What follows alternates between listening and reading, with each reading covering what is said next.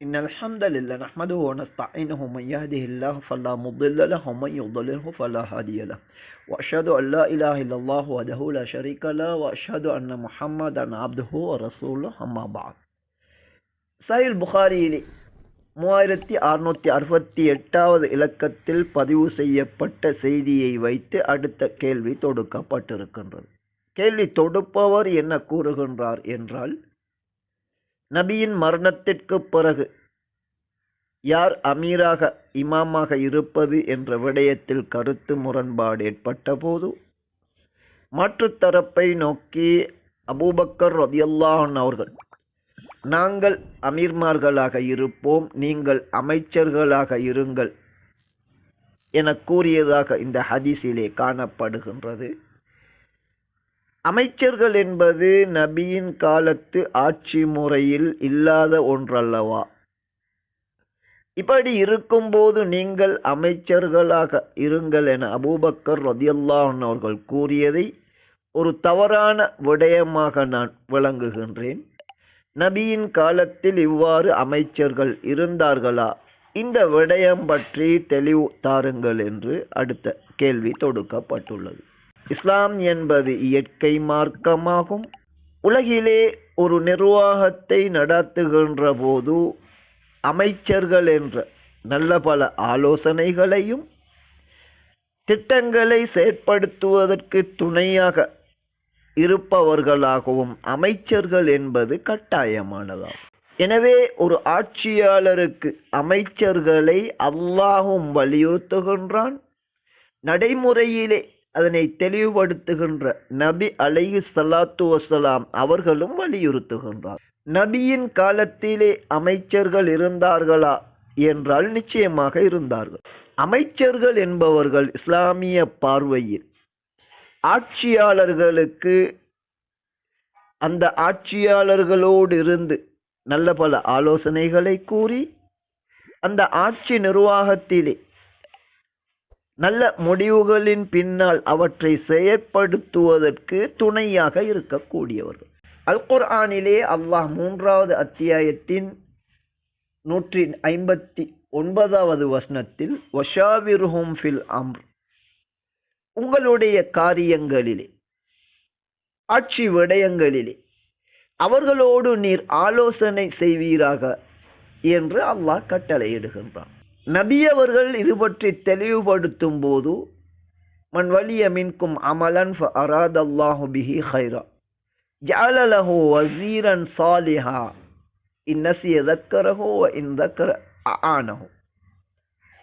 யாரேனும் ஒருவர் இவ்வாறு நிர்வாக ஆட்சி பொறுப்புகள் ஒரு விடயம் அதற்கு பொறுப்பாக நியமிக்கப்படுகின்றாரோ அவருக்கு அல்லாஹ் நலவை நாடினால் சாலிஹான அமைச்சரை அல்லாஹ் கொடுப்பான்.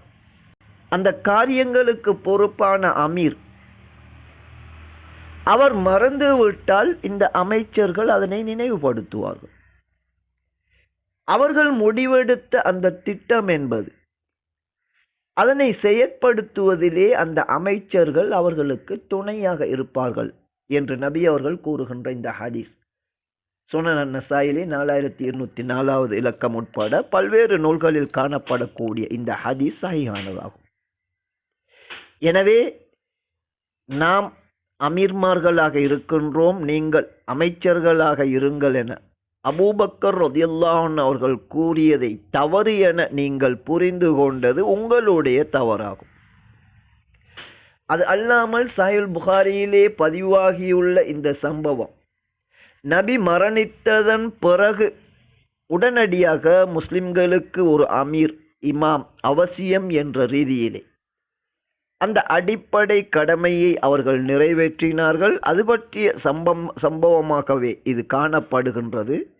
எனவே இது ஹதீஸ் கிடையாது என்பதையும் கவனத்தில் கொள்ள வேண்டும். எப்படியோ ஒட்டுமொத்தத்தில் இஸ்லாமிய ஆட்சி முறையிலே அமைச்சர்கள் என்பது நபியின் காலத்தில் இல்லை என்று நீங்கள் புரிந்து கொண்டதும் தவறானதாகும். நபி மரணித்ததன் பிறகு நாம் அமீர்மார்களாக இருப்போம், நீங்கள் அமைச்சர்களாக இருங்கள் என அபூபக்கர் கூறியது தவறு என நீங்கள் புரிந்தது, அதுவும் தவறானதாகும். ஒட்டுமொத்தத்தில் உலகிலே ஒரு ஆட்சியை, ஒரு நிர்வாகத்தை செய்வதற்கு கண்டிப்பாக அந்த ஆட்சியை செய்யக்கூடிய ஆட்சியாளர்களுக்கு அமைச்சர்கள் என்பது கட்டாயமானதாகும். நடைமுறையிலே இதனை நாம் பார்க்கலாம்.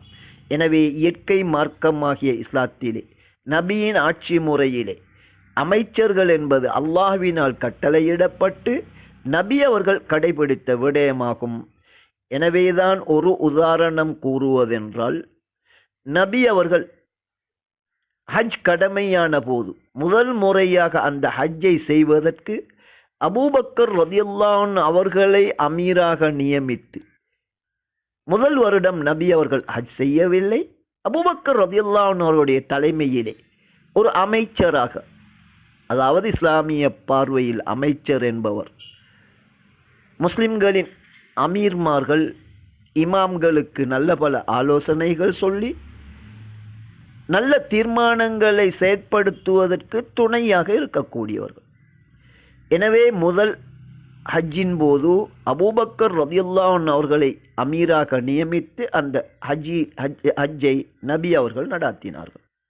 எனவே நபியின் ஆட்சி முறையில் அமைச்சர்கள் என்பது அல்லாஹ்வினால் வழிகாட்டப்பட்டு நடந்த விடயமாகும்.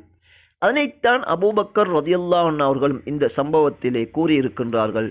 எனவே அபூபக்கர் ரலியல்லாஹு அன்ஹு அவர்கள் இங்கு கூறியதும் மிகச் சரியானவே ஆகும்.